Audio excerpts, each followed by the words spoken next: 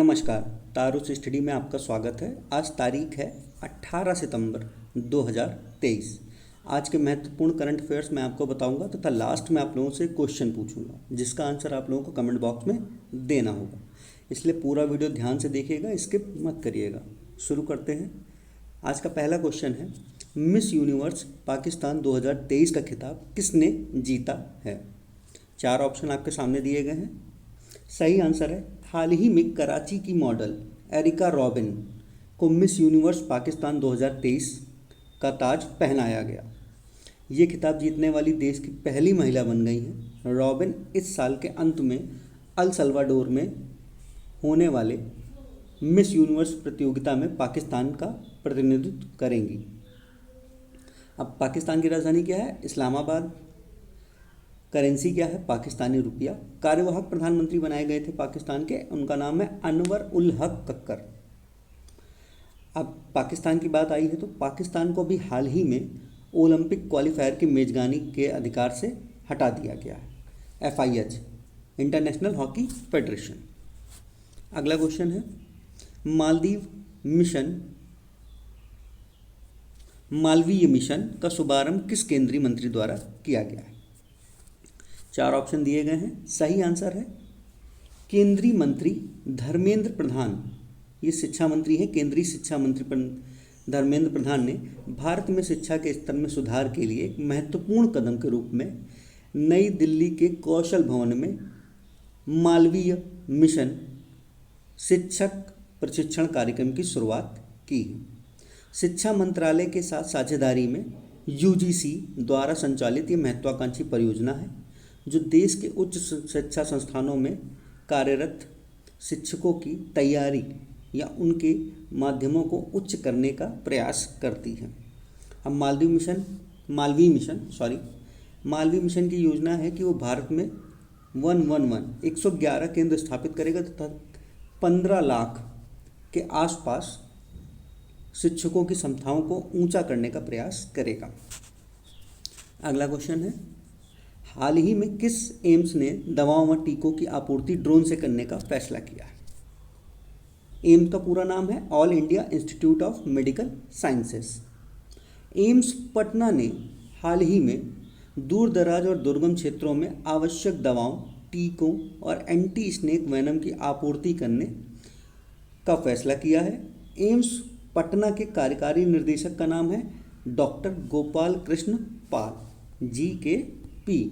गोपाल कृष्ण पाल ने कहा यह सेवा 2024 में शुरू हो जाएगी।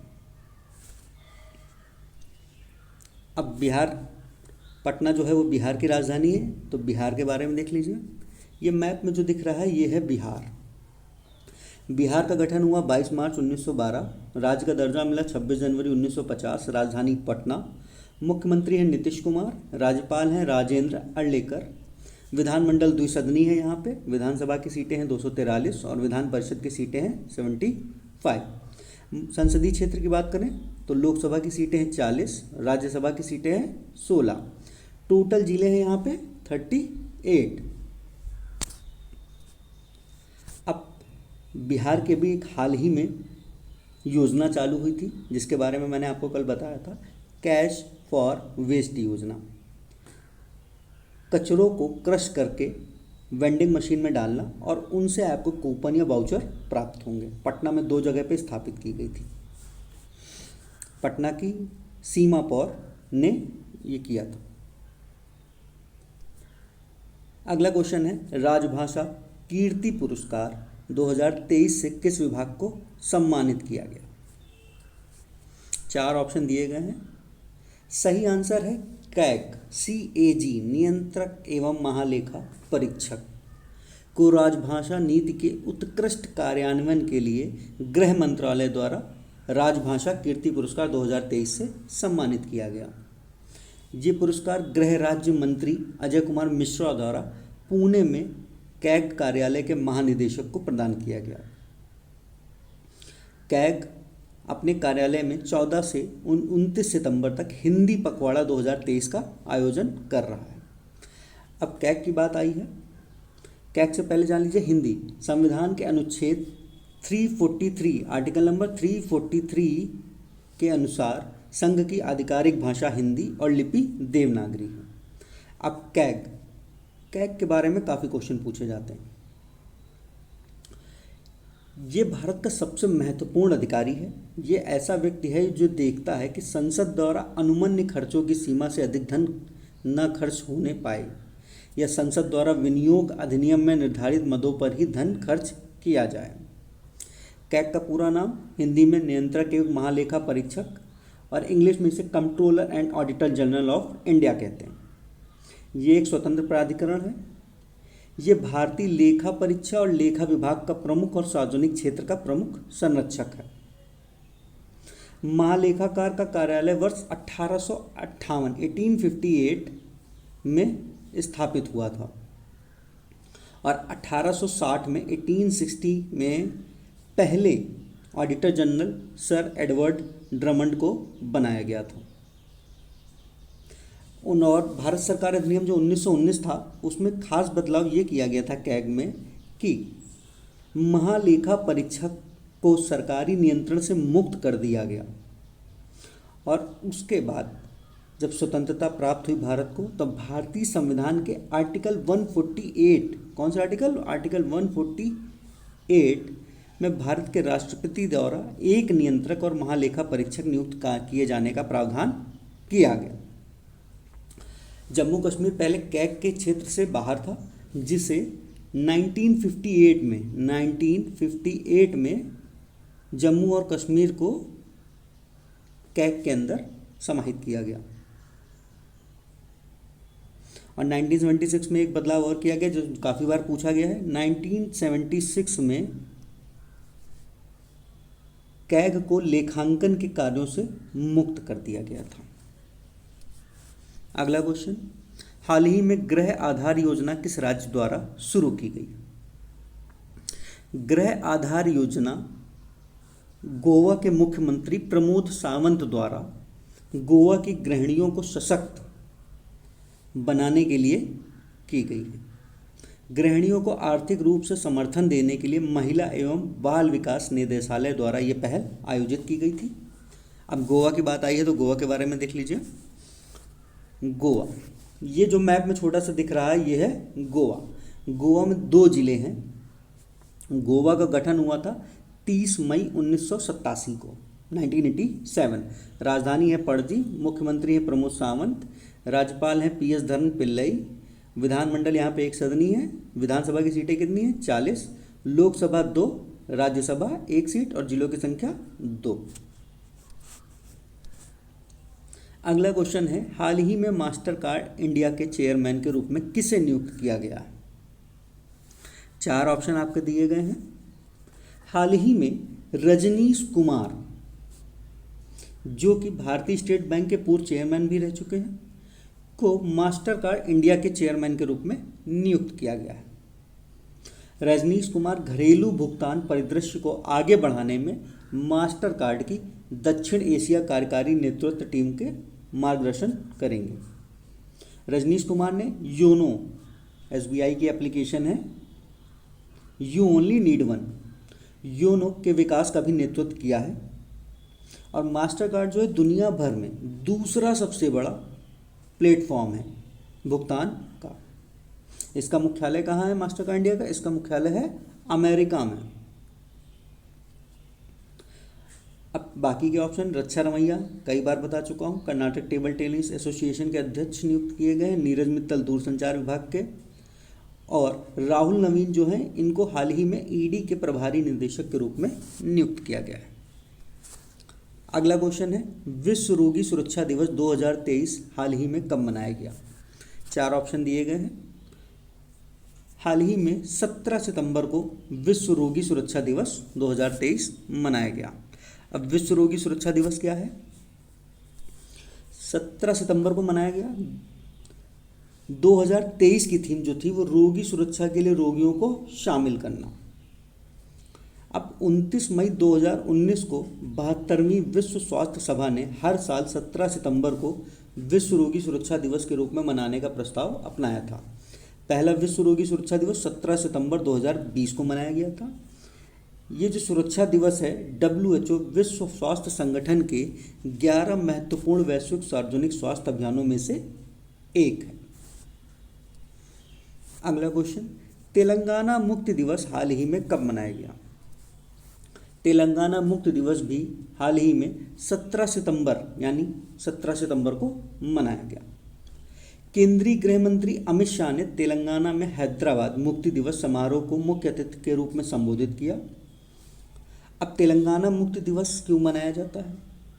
अंग्रेजों की गुलामी से मुक्ति के बाद भी 399 डेज, कितने 399 डेज तक यहाँ क्रूर निजाम का शासन रहा। लौह पुरुष सरदार पटेल के योगदान से हैदराबाद पुलिस एक्शन प्लान बनाया गया और बिना किसी रक्तपात के निजाम की सेना को आत्मसमर्पण करने पर मजबूर किया गया था। और लौह पुरुष सरदार पटेल व KM मुंशी तेलंगाना के कर्नाटक के बीदर क्षेत्र और मराठवाड़ा के विशाल क्षेत्र को भारत के साथ जोड़ने का काम भी इन दोनों के द्वारा किया गया था। अब सितंबर माह में अब तक के इम्पॉर्टेंट डेज एक बार फिर देख लीजिए। 2 सितंबर विश्व नारियल दिवस, 5 सितंबर विश्व चैरिटी दिवस, 7 सितंबर अंतर्राष्ट्रीय पुलिस सहयोग दिवस, 8 सितंबर अंतर्राष्ट्रीय साक्षरता दिवस और विश्व फिजियोथेरेपी दिवस, 9 सितंबर हिमालय दिवस, विश्व प्राथमिक चिकित्सा दिवस, 10 सितंबर को विश्व आत्महत्या रोकथाम दिवस, 11 सितंबर को राष्ट्रीय वन शहीद दिवस, 12 सितंबर को दक्षिण दक्षिण सहयोग दिवस, 14 सितंबर को हिंदी दिवस, 15 सितंबर को अंतर्राष्ट्रीय लोकतंत्र दिवस, बहुत इंपॉर्टेंट है अंतर्राष्ट्रीय लोकतंत्र दिवस, 16 सितंबर ओजोन दिवस, ये भी इंपॉर्टेंट है, 17 सितंबर को मनाया गया विश्व रोगी सुरक्षा दिवस और तेलंगाना मुक्ति दिवस। अब तेलंगाना की बात आई है, तेलंगाना हाल ही में गठित एक राज्य है। ये मैप में जो दिख रहा है ये है तेलंगाना। इसका गठन 2 जून 2014 को आंध्र प्रदेश के 10 जिलों के साथ हुआ था। राजधानी है इसकी हैदराबाद, मुख्यमंत्री हैं KC राव मतलब के चंद्रशेखर राव, राज्यपाल हैं तमिलिसाई सौंदरराजन, विधानमंडल यहाँ पे द्विसदनी है, विधानसभा सीटें हैं 119 और विधान परिषद हैं 40, लोकसभा की सीटें 17 हैं यहाँ से और राज्यसभा की 7। जिलों की संख्या अब तक टोटल 33 हो चुकी है। शुरुआत में 10 थी, पुनर्गठन के बाद 21 नए जोड़कर इसकी संख्या 31 कर दी गई थी और 2019 में 2 नए जिले जोड़ के टोटल संख्या 33 हो गई। अगला क्वेश्चन, हाल ही में किसे यूनेस्को विश्व धरोहर सूची में शामिल किया गया? 4 ऑप्शन है आपके सामने। अभी हाल ही में भारत के पश्चिम बंगाल में स्थित शांति निकेतन को यूनेस्को विश्व धरोहर सूची में शामिल किया गया है। पश्चिम बंगाल में बीरभूम जिले के बोलपुर उपखंड में बोलपुर शहर के पास है ये। इसकी स्थापना की थी महर्षि देवेंद्र नाथ टैगोर ने। किसने? महर्षि देवेंद्र नाथ टैगोर ने। कब की थी? 1863 में। और बाद में उनके बेटे रविंद्रनाथ टैगोर ने इसका विस्तार किया था। अब शांति निकेतन को विश्व भारती विश्वविद्यालय के रूप में भी जाना जाता है। अब ये स्थित है पश्चिम बंगाल में, तो पश्चिम बंगाल के बारे में देख लीजिए। ये जो आपको मैप में दिख रहा है ये है पश्चिम बंगाल। गठन इसका हुआ था 15 अगस्त 1947 को द्विभाजन द्वारा। राजधानी है इसकी कोलकाता। मुख्यमंत्री हैं ममता बनर्जी। राज्यपाल हैं डॉक्टर CV आनंद बोस। विधानमंडल यहाँ पे एक सदनी है। सीटें हैं 294। लोकसभा की सीटें हैं 42, राज्यसभा की 16 सीटें और जिलों की संख्या कितनी है? 23। अगला क्वेश्चन, अंतर्राष्ट्रीय तटीय सफाई दिवस 2023 का आयोजन किस दिन किया गया है? अंतर्राष्ट्रीय तटीय सफाई दिवस का आयोजन 16 सितंबर को किया गया। 16 सितंबर को डेट कोई फिक्स नहीं है। भारतीय तटरक्षक बल ने 16 सितंबर 2023 को सभी तटीय राज्यों और केंद्र शासित प्रदेशों में अंतर्राष्ट्रीय तटीय सफाई दिवस 2023 का आयोजन किया। ये दिवस हर साल सितंबर महीने के सितंबर के 3rd सैटरडे को, तीसरे शनिवार को कुंभ आयोजित किया जाता है। भारतीय तटरक्षक बल जो है वो 2006 से, कब से, 2006 से इस अभियान में शामिल है। ये अभियान स्वच्छ भारत अभियान के लिए सरकार के चल रहे प्रयासों के माध्यम से व्यापक स्वच्छता और सफाई अभियान को भी समर्पित है। कल मैंने आप लोगों से क्वेश्चन पूछा था, भारत के प्रवर्तन निदेशालय के प्रभारी निदेशक के रूप में किसे नियुक्त किया गया है। भारत के प्रवर्तन निदेशालय के रूप में हाल ही में राहुल नवीन को प्रभारी निदेशक के रूप में नियुक्त किया गया है। ये 1993 बैच के IRS अधिकारी हैं। इन्होंने वर्तमान में संजय कुमार मिश्रा का स्थान लिया है और ये तब तक नियुक्त रहेंगे जब तक अगला आदेश जारी ना हो या फिर किसी अन्य निदेशक की नियुक्ति ना हो। Raksha Ramaiah Karnataka table tennis association के अध्यक्ष, नीरज मित्तल दूरसंचार विभाग के अध्यक्ष और राजेश नौम्बियर नेस्कॉम के चेयरपर्सन। अब प्रवर्तन निदेशालय के बारे में मैंने कल भी आपको बताया था। इसको शॉर्ट फॉर्म में ED बोला जाता है। स्थापना हुई थी इसकी 1 मई 1956 को। हेडक्वार्टर कहाँ है? हेडक्वार्टर है नई दिल्ली।